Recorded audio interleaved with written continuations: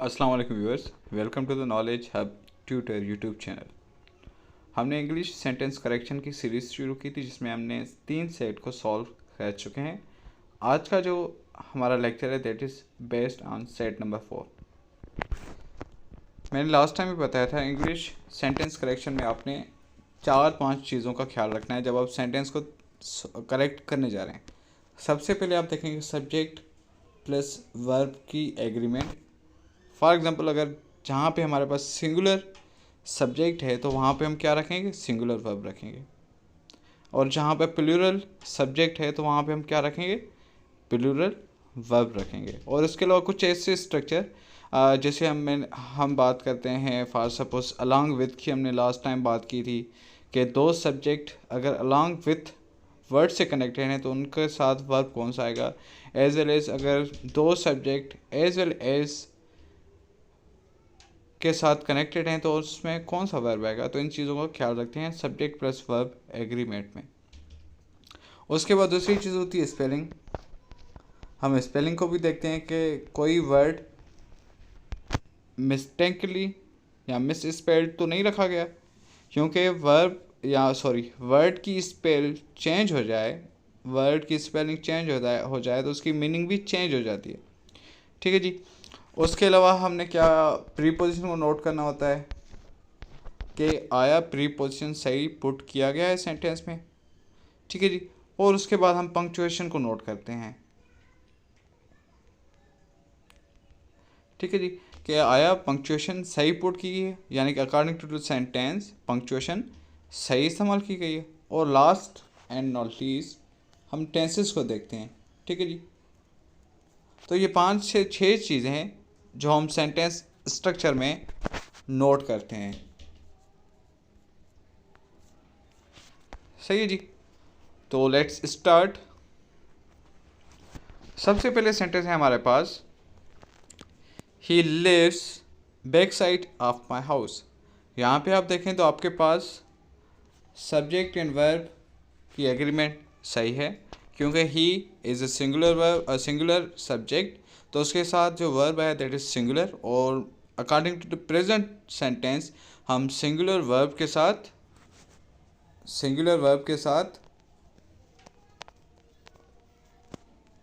ठीक है G S और ई एस लगाते हैं जब आपके पास singular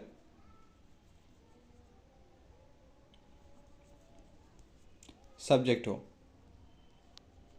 singular subject singular verb, तो आपके पास वर्ब में एस और ई एस यूज होता है। उसके बाद है हमारे पास back side of my house, तो एरर जो आ रही है वो आ रही है यहाँ पर। इट इज़ यानी कि जो हमारा प्रीपोजिशन है with back side is wrongly put. ठीक है जी। तो इसका करेक्ट सेंटेंस है he lives back side to my house, या आप इसको ऐसे भी रख सकते हैं, he lives at the back of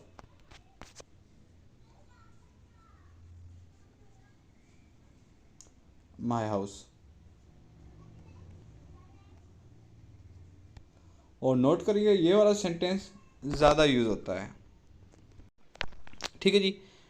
इधर आप रख सकते हैं he lives back side to my house, या आप रख सकते हैं he lives at the back of my house. Next sentence है he told me that he is waiting for me since a long time. तो यहाँ पे जो मिस्टेक्स हैं वो कहाँ पर है, he told me that he is waiting for me since a long time. जब भी आपके पास सेंटेंस में सिंस या फॉर यूज हो to indicate the time period, तो वहाँ पे आप सेंटेंस में हमेशा क्या पुट करेंगे, हैज़ या हैड। ठीक है जी। या हैव जो मतलब प्रेजेंट के हवाले से है, यानी कि आपने क्या पुट करना है, आपने प्रेजेंट यहाँ पास्ट परफेक्ट को पुट करना है, यानी कि एक चीज़ बहुत टाइम से पहले कंटिन्यू थी और अभी तक वो कंटिन्यू है और ख़त्म नहीं हुई। ठीक है जी। तो आपने क्या यूज़ करना है, ही इज़, यहाँ पे इस है वो नोट करें अभी के टाइम को। ठीक है जी, यानी कि अभी चीज़ शुरू है आपके मतलब के सामने ही चीज़ शुरू है, लेकिन हम क्या बात करें, बहुत अरसा पहले से। ठीक है, तो यहाँ पे करेक्ट सेंटेंस क्या होगा हमारे पास, he told me that he had been, यहाँ पे हमने हैड बीन क्यों रखी, हैज़ बीन क्यों नहीं रखी, क्योंकि याद करें हमारे पास नरेशन का असल होता है जो फर्स्ट सेंटेंस में, अगर आपकी मतलब कि अगर बात करें रिपोर्टिंग वर्ब में, ये आपका सेंटेंस जो सेकंड पार्ट होता है ही टोल्ड मी के बाद, यानी कि टोल्ड मी के बाद जो सेकंड पार्ट होता है that is called reported speech. और रिपोर्टेड स्पीच में अगर आपके पास प्रेजेंट टेंस हो, मतलब कि इन डायरेक्ट सेंटेंस, तो आपके पास इनडायरेक्ट सेंटेंस में आपके पास क्या आएगा, वो कंप्लीटली शिफ्ट करके पास्ट में आ जाएगा। ठीक है जी। फॉर सपोज अगर आपका प्रेजेंट परफेक्ट है इनडायरेक्ट में, तो आपका इनडायरेक्ट में क्या होगा, पास्ट परफेक्ट। ठीक है जी। तो यहाँ पे डायरेक्ट में हम अगर बात करें तो सिंपल सा जुमला होगा, he tells me that he has been lying for since long time. ठीक है जी। तो इसको हमने इनडायरेक्ट में करके यहाँ पे रखा, और यहाँ पे जो हमने करेक्शंस की वो कहाँ कहाँ पे की, ही टोल्ड मी दैट, हमने इज़ को चेंज किया in had been, past perfect continuous, he told me that he is, और हमने चेंज किया उसको, he had been waiting for me since a long time में होगा फॉर अ लॉन्ग टाइम। ठीक है जी, फॉर अ लॉन्ग टाइम। याद करिएगा फॉर कहाँ पे यूज़ होगा, सिंस कहाँ पे यूज़ होगा, सिंस वहाँ पे यूज़ होगा जहाँ पे आपके पास स्पेसिफिक टाइम हो। अगर मैं बात करूँ, he has been waiting for me since 9 o'clock, 9 is a specific और फिक्स टाइम। ठीक है जी। अगर मैं बात करूँ, he has been waiting for me since 1 year। ठीक है जी।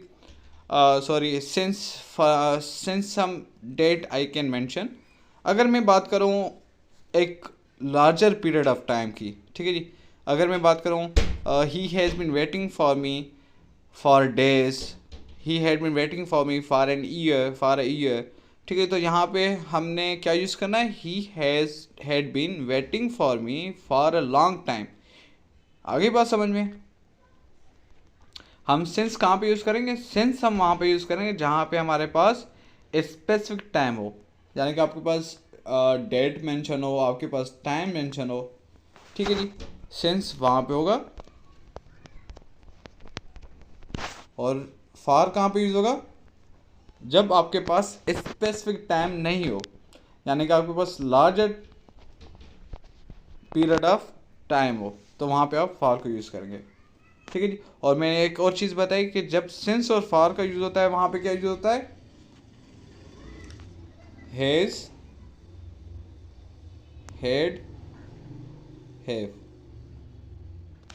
ठीक है जी, ग्रामेटिकली बात कर रहे हैं। तो यहाँ पे ये सॉल्यूशन हो गया हमारे पास। नेक्स्ट सेंटेंस हमारे पास, you have read it isn't it. ये एक स्ट्रक्चर है हमारे पास, और ये स्ट्रक्चर हमेशा फॉलो करता है जब आपके पास सेंटेंस फर्स्ट में आप एक चीज़ पूछ रहे हैं। जो ऊपर वाला जुमला है इसका मतलब है तुम पढ़ चुके हो इसको, क्या ऐसा नहीं। ठीक है जी। तो यहाँ पे जो हमारे पास फर्स्ट सेंटेंस में जो हेल्पिंग वर्ब होता है, तो सेकंड सेंटेंस में वो ही हेल्पिंग वर्ब फॉलो करता है। यानी कि यहाँ पे अगर बात करें इजंट इट है, तो यहाँ पे क्या आना था, you are reading it, aren't you. ठीक है जी। तो यहाँ पे करेक्शन क्या आएगी हमारे पास, मैं फिर भी इसको रिपीट कर रहा हूँ कि जो हमारे पास फर्स्ट सेंटेंस होगा उसका जो वर्ब होगा, यानी कि उसका जो टेंस होगा, वो ही टेंस सेकंड सेंटेंस में आएगा। ठीक है जी। तो राइट आंसर इज हमारे पास you have read it, have it you. ठीक है जी, स्ट्रक्चर आ गया समझ में आपके पास। यहाँ पर अगर हैव है तो सेकंड सेंटेंस में क्या आएगा, have haven't you. For suppose example मैं देता हूँ यहाँ पे ताकि आपको चीज़ें ज़्यादा समझ में आ जाए। मैं अगर बात करूँ, ही ईट्स लंच, अब आगे क्या आएगा, डजंट ही। ठीक है जी, मैं किसी को बता रहा हूँ, यहाँ पूछ रहा हूँ वो लंच कर रहा है, क्या वो नहीं कर रहा। ठीक है जी, तो यहाँ पे हमारे पास क्या था, सिंपल प्रेजेंट, तो हमने नेक्स्ट सेंटेंस में क्या रखा, सिंपल प्रेजेंट। इसी तरीके से अगर आपके पास आ रहा है ही इज बिजी, तो नेक्स्ट में क्या आएगा, isn't he.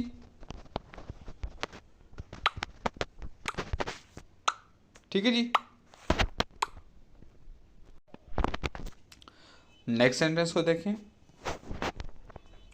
We discussed about this question, the right answer is, sorry, we discussed this question.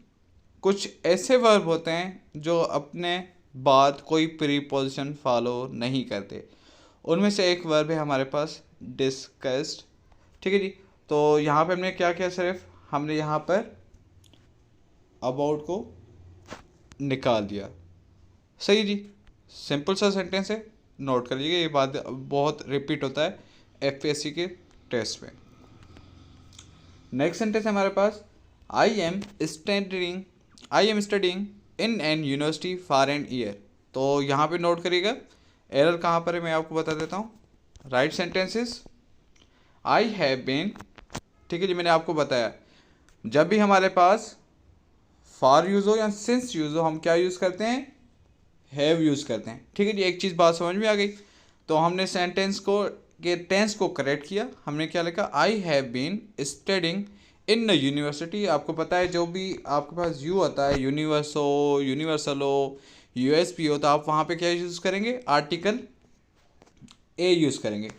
ठीक है जी, और उसके बाद एक चीज़ नोट करेगा, काफ़ी दोस्त यहाँ पे परेशान हो जाते हैं कि वो ईयर के साथ एन लगाते हैं, an with year, and this is incorrect, क्योंकि जो आपका ईयर का साउंड है that comes with Y A. ठीक है जी, साउंड्स यहाँ पे वाई का निकलता है, अगर आप इसकी प्रोनाउंसिएशन को चेक करेंगे तो राइट आंसर हमारे पास क्या होगा, I have been studying in a university for a year. ठीक है जी, इन अ ईयर कह सकते हैं आप, इन अ 2 ईयर कह सकते हैं आप। ठीक है जी, in a year, for a year, year के साथ आपने ए एन को नहीं यूज़ करना। हमारे पास ए का कॉन्सेप्ट क्या होता है, एन का कॉन्सेप्ट क्या होता है, आर्टिकल्स पता है आपको, आर्टिकल्स होते हैं हमारे पास that are used to indicate definite और इनडेफिनेट। ठीक है जी, A an are called indefinite articles, whereas the is called definite article। और हमारे पास असूल होता है कि जो ए यूज़ होता है जब आपका जो आपकी मतलब कि प्रोनाउंसिएशन हो उसमें अ का आवाज़ नहीं निकले, मतलब यानी कि अलिफ का आवाज़ नहीं आए। अगर अलिफ का आवाज़ आ जाता है तो वहाँ पे क्या यूज़ होगा, ए एन यूज़ होगा। ठीक है जी, तो ये असूल हैं कुछ, और आर्टिकल के ऊपर हम नेक्स्ट कोई वीडियो बनाएंगे जिसमें आपको मैं इजीली आर्टिकल्स को समझा दूंगा इंशाल्लाह। नेक्स्ट क्वेश्चन हमारे पास, neither he nor I are at fault. ये जो स्ट्रक्चर है हमारे पास, इसमें हमारे पास दो सब्जेक्ट, एक आई और एक ही और आई दो वर्ड्स के साथ कनेक्टेड हैं, यानी कि हमारे पास दो कंजक्टिव वर्ड्स हैं जो दो सब्जेक्ट्स को मिला रहे हैं। ठीक है जी, तो ये हमारे पास सब्जेक्ट एंड वर्ब का एग्रीमेंट का कुछ असूल है। जैसे लास्ट टाइम हमने एज वेल एज के बारे में लिखा था, यहाँ हम अलॉन्ग विथ के बारे में लिखा था, ठीक है जी। तो यहाँ पे एरर किस चीज़ की है? Error subject plus verb agreement की। तो इसको सही करते हैं हम। हमारे पास जो राइट आंसर है that is neither he nor I am. Correction कहाँ पे आई? In just main verb. ऊपर हमारे पास क्या था? आई आर था, क्योंकि काफ़ी दोस्त ऐसे होते हैं जो कहते हैं कि हमारे पास अगर सेंटेंस में दो सब्जेक्ट आ रहे हैं तो हम वहाँ पे क्या करेंगे? दो को एज ए प्लूरल कंसीडर करेंगे और हम वहाँ पे प्लूरल वर्ब पुट करेंगे। लेकिन अगर आपके पास ऐसा स्ट्रक्चर है जिसमें आपके पास नीदर नॉर हो,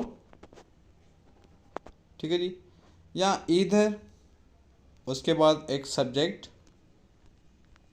फिर और एंड सब्जेक्ट, तो जो वर्ब होगा हमारे पास it will always follow the last subject mention. ठीक है जी। आगे बात समझ में, अगर नीदर या नार का स्ट्रक्चर हो या इधर एंड आर का स्ट्रक्चर हो, तो उसमें जो वर्ब होगा वो हमेशा किसको फॉलो करेगा? लास्ट सब्जेक्ट को फॉलो करेगा। उसके बाद एक और चीज़ नोट कर लीजिएगा, जब आप बात कर रहे हैं प्रोनाउंस की, तो प्रोनाउंस पुट करने का एक असूल होता है। जब आप स्टेटमेंट बनाते हैं उसमें क्या आता है? Second person, third person and first person. अगर बात करें you and he and I are going to the weekend, या कुछ भी आप यूज़ कर रहे हैं, तो इसका क्या मैंने क्या डिस्कस किया? The position of pronoun. इसको आप नेट पर चेक कर लीजिएगा। यहाँ पर अगर मैं हो सका तो तस्वीर इसकी पुट करूँगा इन अ सेंटेंस। ठीक है जी, इसको भी आपने नोट करना है। तो राइट आंसर हमारे पास क्या है? Neither he nor I am at the fault. Next question is he was laid up for 6 week with two broken ribs. तो यहाँ पे फिर नोट करेगा, यहाँ पे क्या यूज हुआ है? फॉर। तो करेक्शन कहाँ कहाँ पे आ गई देखिएगा।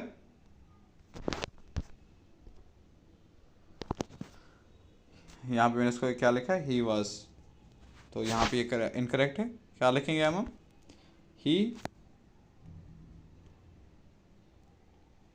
ही had been lying up। Lying up का मतलब होता है सोना या ऐसी मूवमेंट नहीं करना किसी इंजरी या एक्सीडेंट की वजह से, बीमारी की वजह से। For 6 weeks with 2 broken ribs. ठीक है जी। करेक्शन कहाँ पे आई? ही हैड बीन में हमने वाज को चेंज किया हैड बीन में। ठीक है जी। नेक्स्ट क्वेश्चन हमारे पास, someone showed the visitors in the room. तो इसकी करेक्शन क्या होगी? आपको पता है एरर कहाँ पे? Showed the visitors in the room.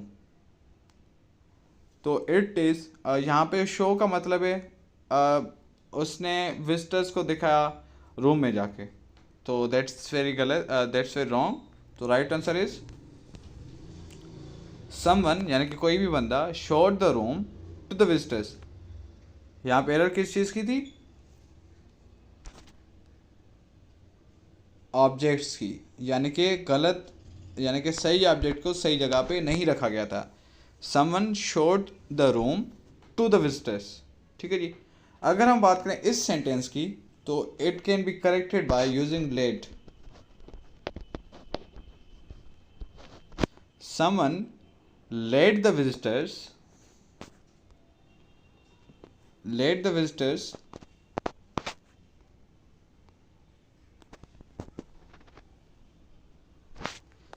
In the room. आप ये भी कर सकते हैं। ठीक है जी। तो दो करेक्शन है आपके पास। अगर आप यूज़ करना चाहते हैं शो वर्ब को, तो आप क्या यूज़ करेंगे? Someone showed the room to the visitors. अगर आप बाकी सेंटेंस रखना चाहते हो आपने क्या यूज़ करना, चेंज करना है, just change the word show to the word led, LED। Led का मतलब है किसी को गाइड करना, ठीक है जी, किसी को लेकर चलना। तो बात आ गई समझ में। नेक्स्ट क्वेश्चन हमारे पास until you remain idle you will make no progress. तो पहले हमने क्या लिखा है, जो हमारे पास फर्स्ट क्लास है दैट इज़ रॉन्गली पुट, ठीक है जी। हम यहाँ पे एरर किस चीज़ की, क्लास प्लेसमेंट की एरर है। तो राइट आंसर है हमारे पास यहाँ पर so long as you remain idle, ठीक है जी, यानी जब तक तुम ऐसे ही बैठे रहोगे you will make no progress. इसके अलावा आप इसको दुरुस्त कर सकते हैं इस तरीके से, you will make no progress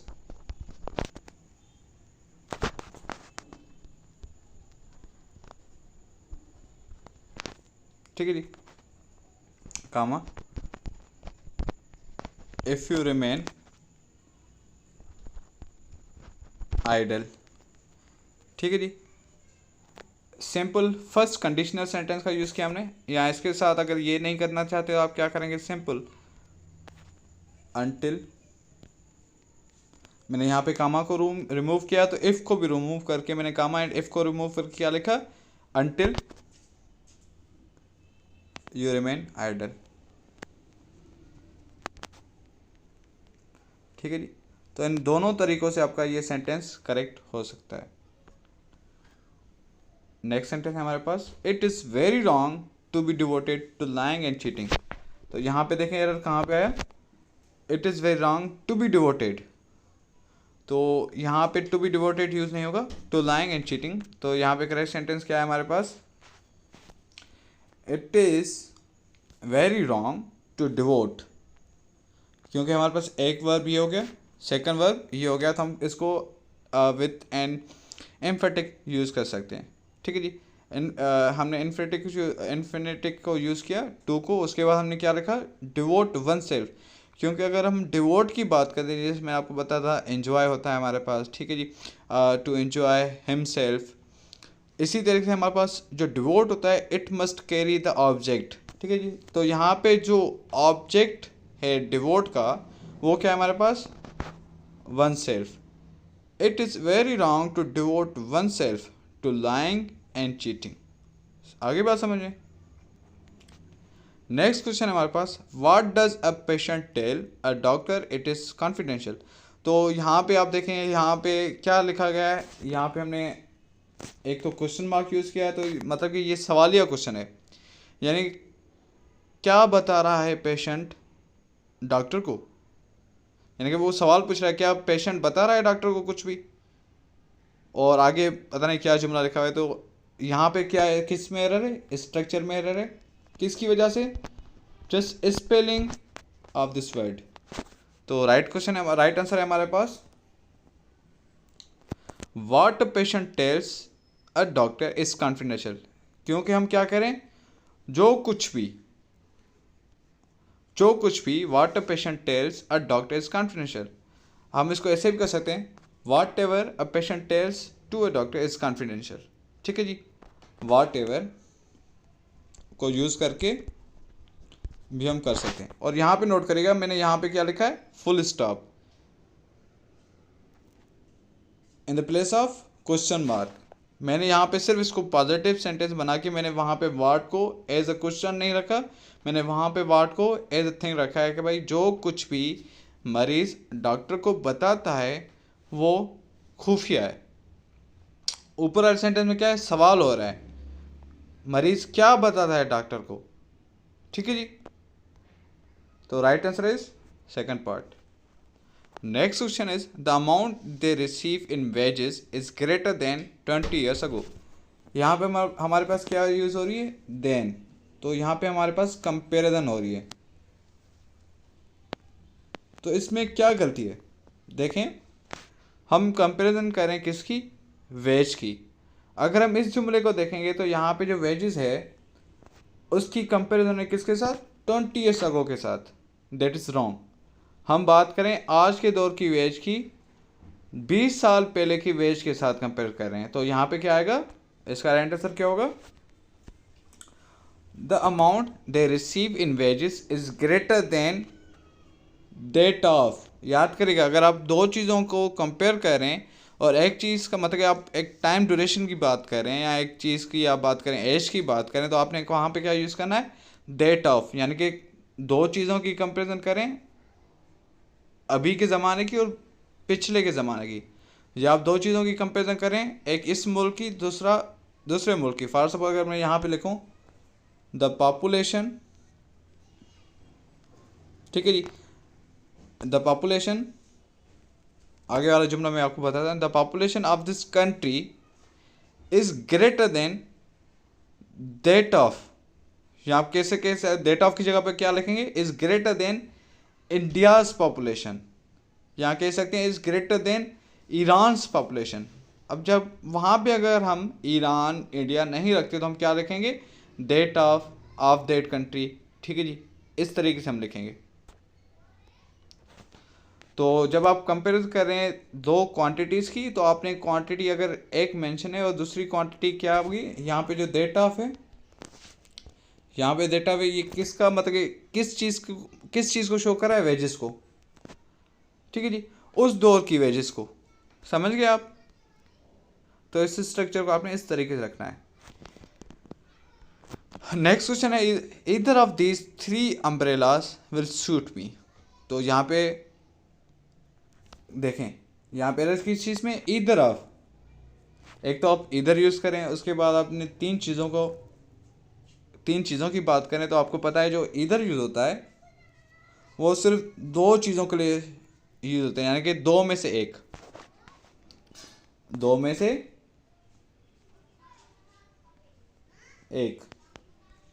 तो यहाँ में क्या है, यहाँ पर मेंशन है 3 चीज़ों का, यानी कि 3 छतरियों में से एक छतरी मुझे सूट करती है। तो यहाँ पे राइट आंसर क्या होगा, any of these 3 umbrellas will suit me, यानी कि इनमें से कोई भी। अगर कोई भी की बात करें तो वहाँ पे आप ये यूज़ करेंगे। अगर आप कह रहे हैं वन ऑफ दीज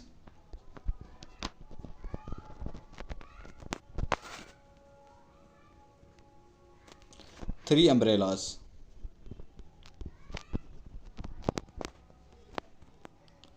नोट करने वाली चीज़ क्या है, अगर आप वन भी यूज़ कर रहे हैं या एनी यूज़ कर रहे हैं, तो आपके पास जो अम्ब्रेलाज हैं आपने उनको प्लूरल रखना है, यानी कि आपके पास एक प्लूरल क्वांटिटी है, आप उसमें से कोई एक चीज़ या कोई भी चीज़ सेलेक्ट कर रहे हैं। तो आपके पास स्ट्रक्चर क्या होगा, आपके पास स्ट्रक्चर होगा इस तरीके का। ठीक है जी, एनी ऑफ दीज और वन ऑफ दीज, और मेन चीज़ क्या होगी यहाँ पे प्लूरल। आप कह सकते हैं any of these 3 boys, any of these 3 umbrellas, one of these cities, city नहीं कर सकते आप, one of the cities, one of these cities या one of the cities of Pakistan. ठीक है जी, आगे बात समझ में। नेक्स्ट क्वेश्चन है हमारे पास, he heard him went down the stairs. Right answer is